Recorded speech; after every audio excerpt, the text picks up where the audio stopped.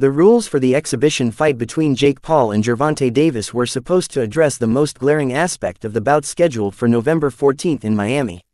In their most recent fights, Davis weighed in at 133.75 pounds, Paul was 199.5 pounds, a difference of more than 65 pounds. Press conferences held over the past 2 days to promote the fight accentuated the difference in size. Paul, at 6-1, towered over Davis, 5-5 1/2. Davis fights as a lightweight. Paul typically fights as a cruiserweight. And Tim Shipman, executive director of the Florida Athletic Commission that regulates boxing in the state, said there would be stipulations as a result. "You can't do a fight like that as a pro fight," Shipman told USA Today Sports Sept.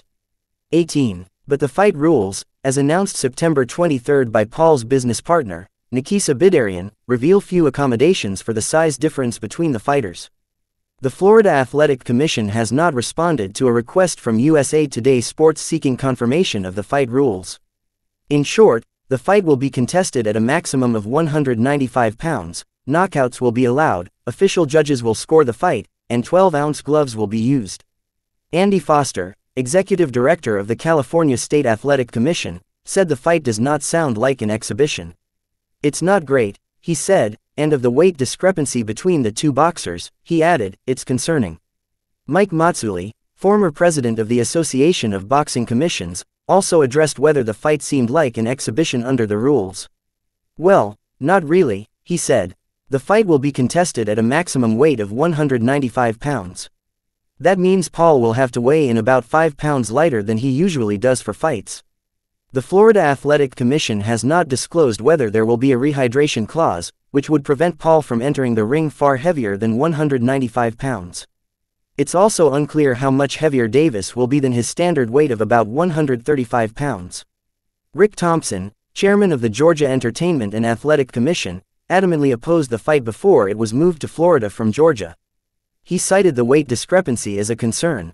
"If shows that are basically stunts want to shop around until they find a jurisdiction that allows them, that's their prerogative," Thompson told USA Today Sports.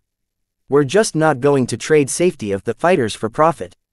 The fighters will wear 12-ounce gloves.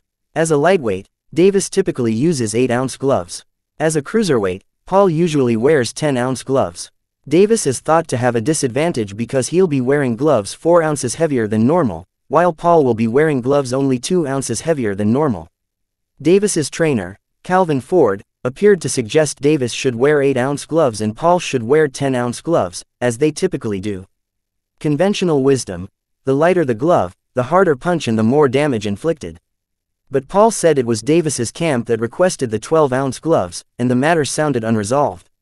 There will be 10 rounds, 3 minutes apiece.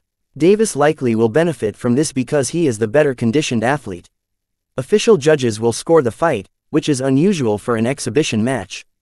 Joe DeGuardia, a promoter based in New York, said an exhibition officially scored as an oxymoron.